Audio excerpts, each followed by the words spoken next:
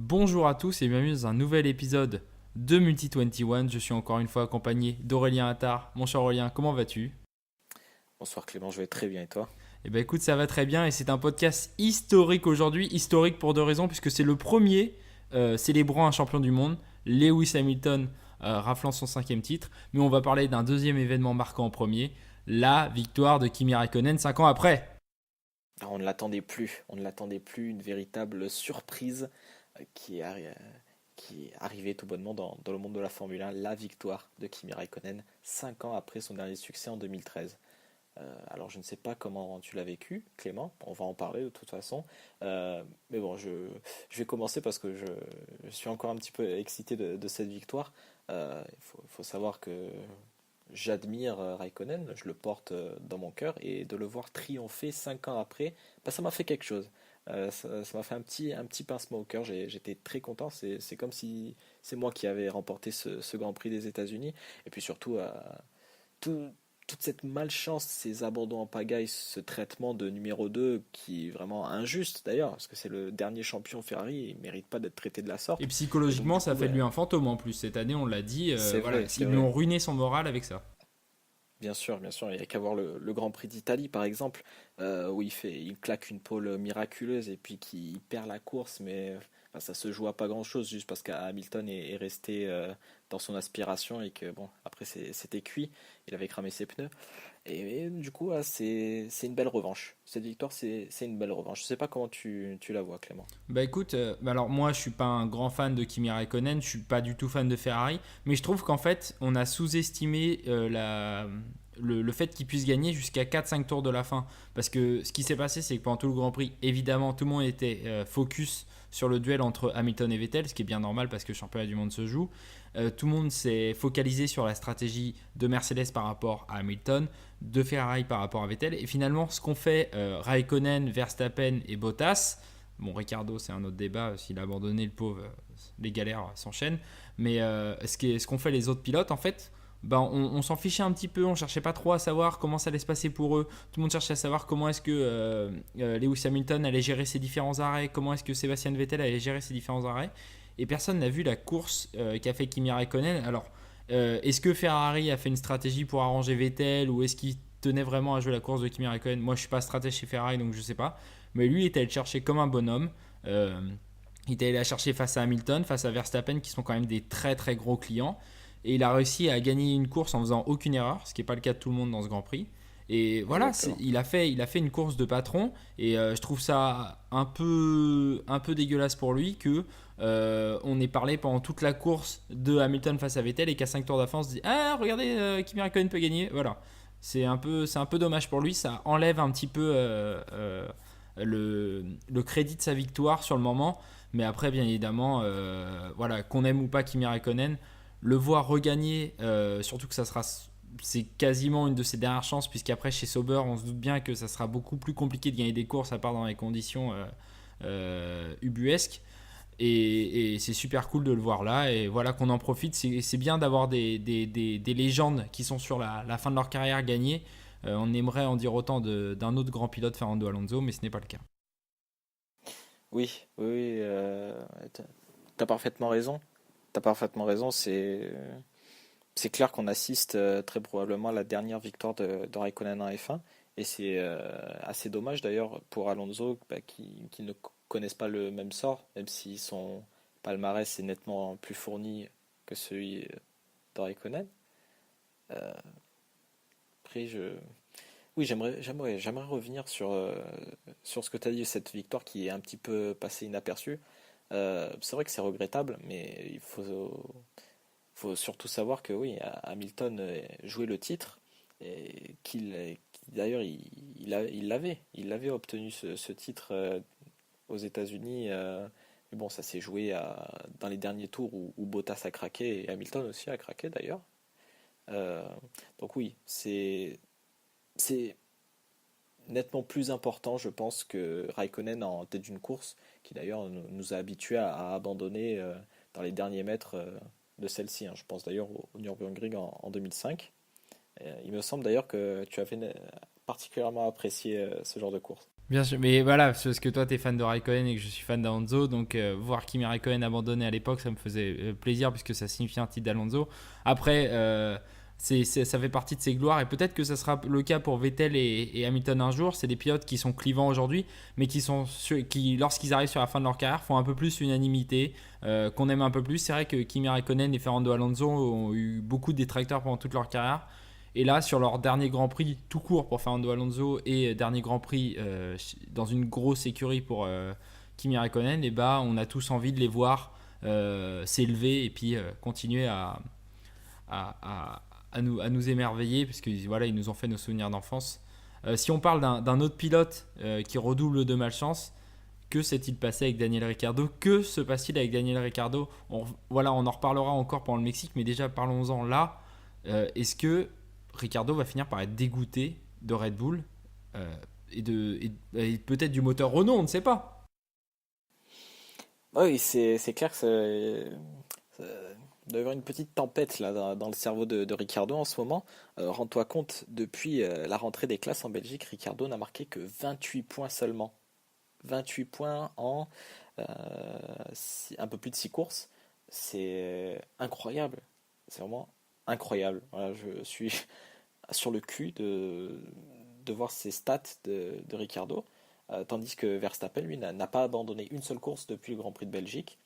Alors, est-ce que je m'autoriserai à faire un petit raccourci en osant avancer que Red Bull euh, privilégierait plutôt un pilote que l'autre? Bon, allez, Ça ok, serait je le pas le genre dis. de la Allez, ok. maison en plus. C'est Non, vraiment, c'est vrai que ce ça serait serait. étonnant. Ah, non, c'est vrai, c'est vrai. Non, non. Je pense qu'on peut le dire que Red Bull mise sur Verstappen. De toute façon, Ricardo s'en va à la fin de la saison. Et puis Verstappen, c'est le pari sur l'avenir, hein. Jusqu'au Grand Prix du Mexique, d'ailleurs, il aurait pu entrer encore un peu plus dans l'histoire en devenant le plus jeune poleman de l'histoire. Bon, ça ne s'est pas fait. Mais bon, Verstappen, un pilote très rapide, l'avenir de la marque, Marco le kiffe, Horner le kiffe.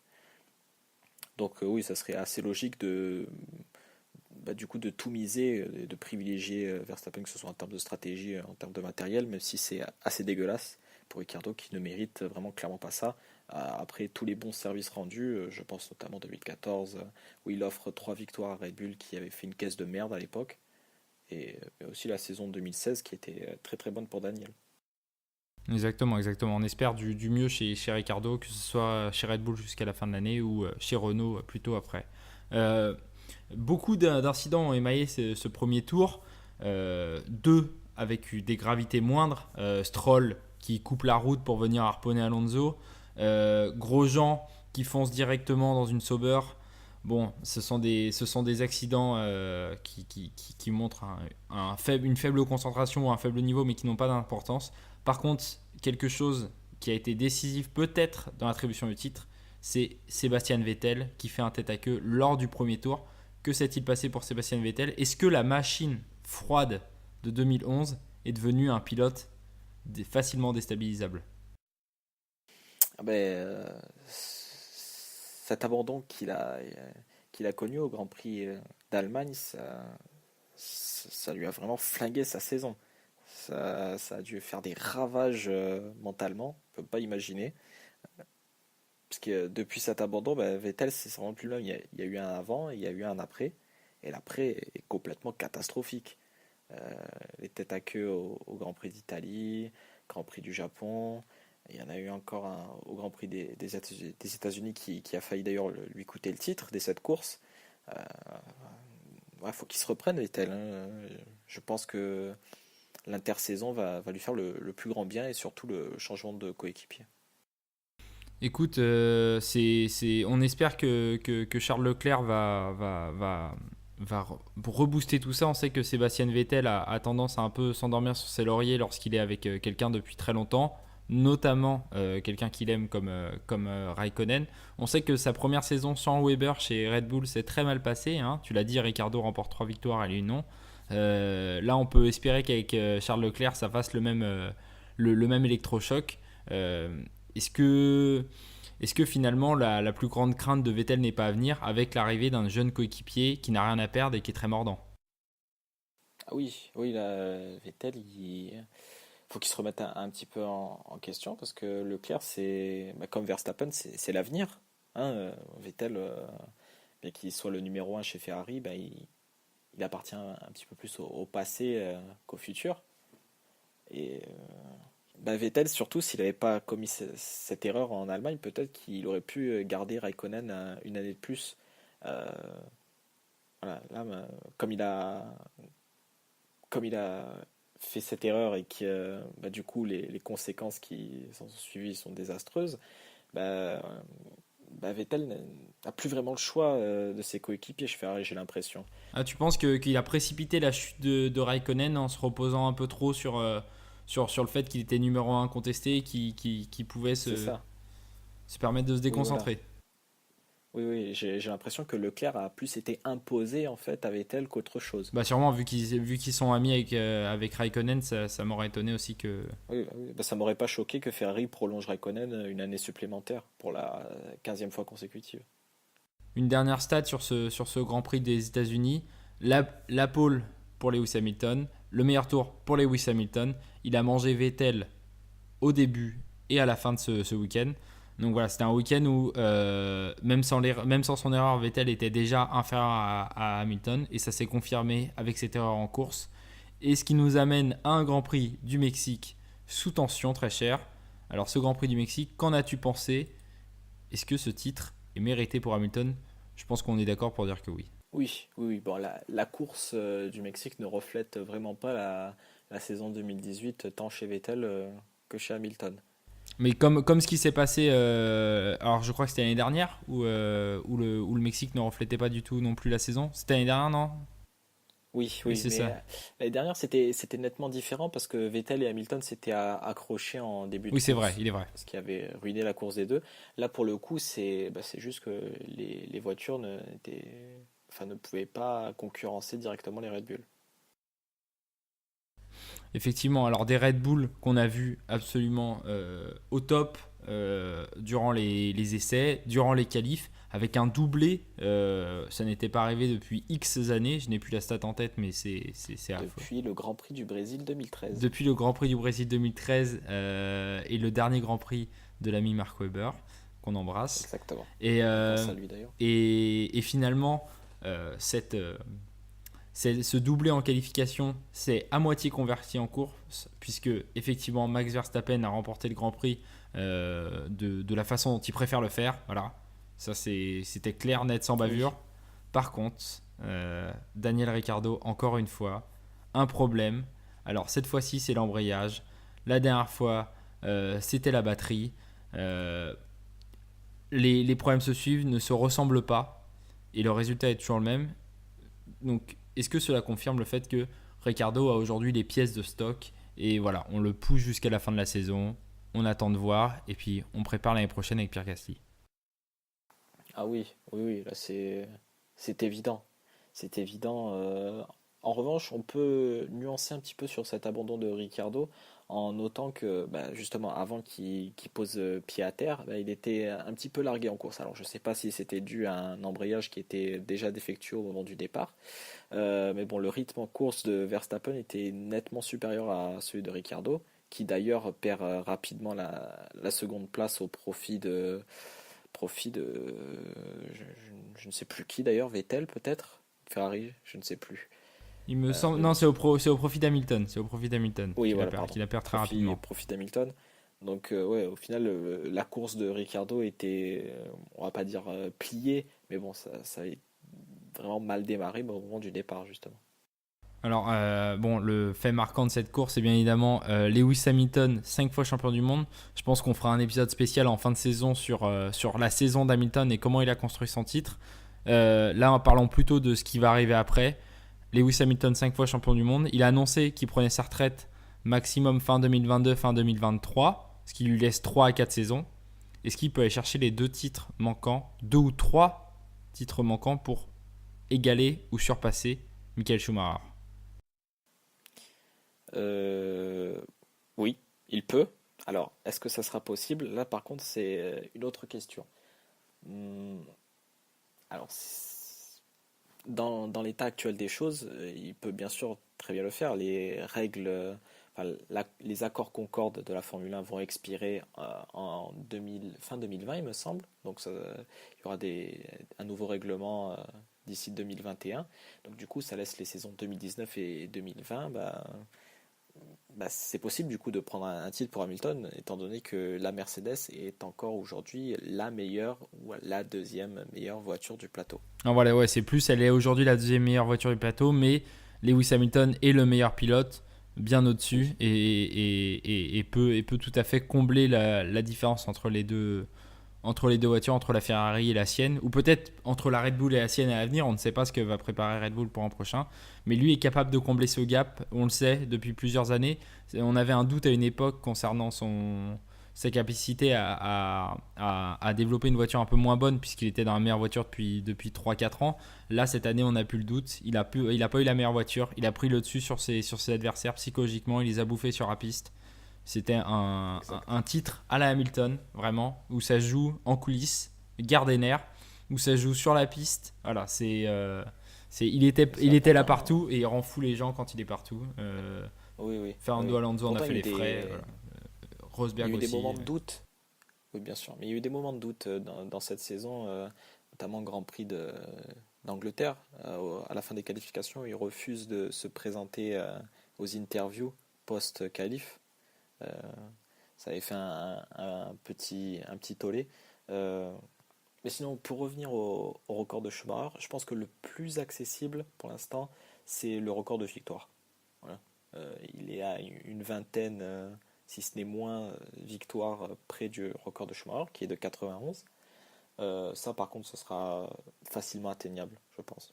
Voilà. D'ici 2020, début 2021, ça devrait être plié. Bah écoute, ouais, il lui reste 2-3 saisons pour le faire. Et effectivement, ça va être. Et étant donné que Liberty Media veut en plus encore mettre des nouveaux Grands Prix, on sait qu'en 2020, il va y avoir le Grand Prix du Vietnam qui va arriver. Donc ça fait encore une course de plus, ça fait encore une possibilité de plus pour Hamilton d'aller décrocher ce record. Un autre pilote malchanceux, à part Daniel Ricciardo, c'est Fernando Alonso. Et oui, les deux mêmes, comme aux États-Unis. Vivement la fin pour Fernando, on a presque mal pour lui. On a envie que ça se termine et qu'on a envie de le laisser aller dans sa Toyota gagner Le Mans une deuxième fois. Qu'on le laisse tranquille, je pense qu'il a assez souffert, le pauvre. Oui, il a clairement fini de manger son pain noir.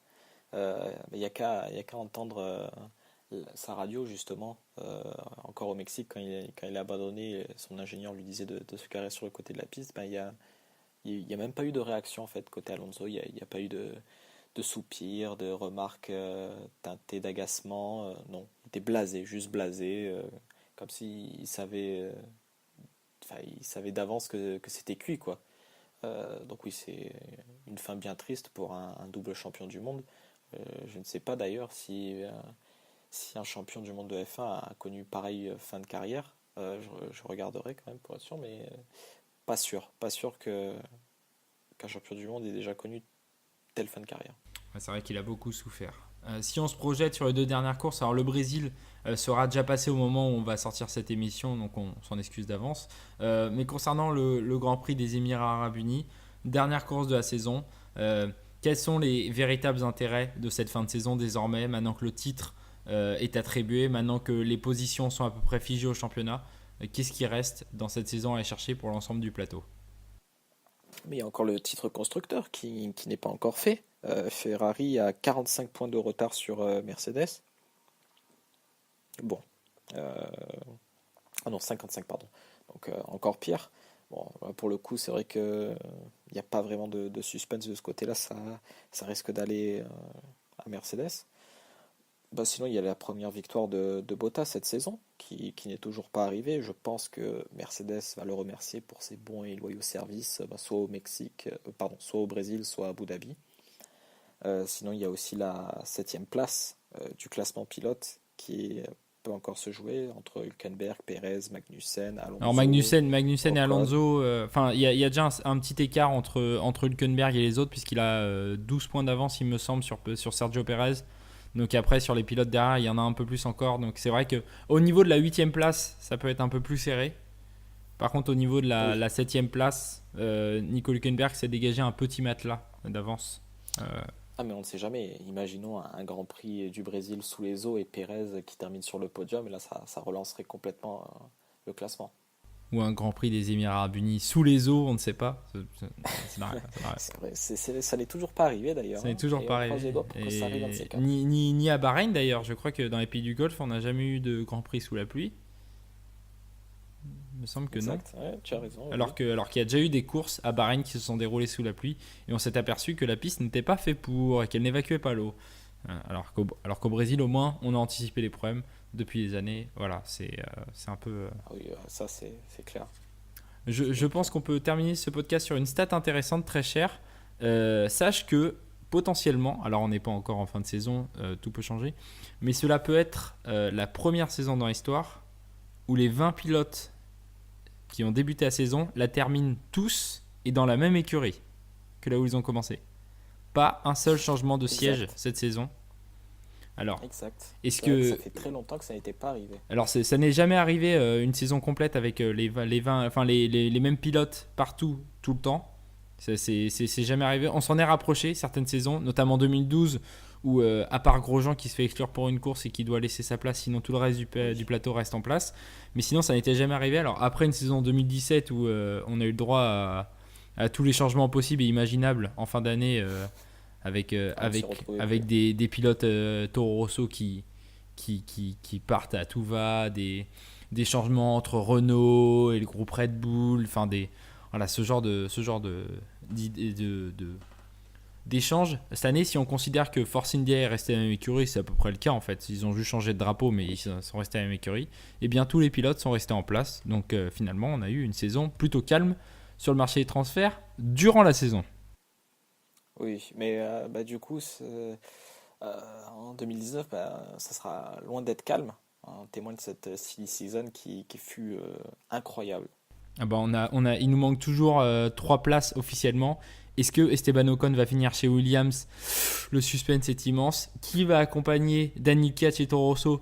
Le suspense est un peu moins immense, mais quand même. Et qui prendra la deuxième nouvelle voiture à côté de Sergio Perez, l'ex-Force India? Ah là là, Ah, le suspense est à son franchement, comble. je n'ai aucune idée. Mais qui pourrait donc bien piloter pour Stroll Racing? Peut-être Lance Stroll. La réponse d'ici la fin de saison, à mon avis. Peut-être que même à la fin du Grand Prix des Émirats Arabes Unis, dès le drapeau à damier, on aura la réponse. Ça peut jouer sur ce laps de temps-là. Ça peut être très très rapide. Ah, c'est possible, c'est possible. Mais les paris sont encore ouverts. Exactement. Mon cher, je te remercie. Et puis on se retrouve pour le bilan de fin de saison. Si on ne se retrouve pas avant pour une autre émission sur un autre sujet, peut-être que la F1, parce qu'on ne parle pas que de F1 ici. Et d'ici là, je t'embrasse et à la prochaine. À la prochaine.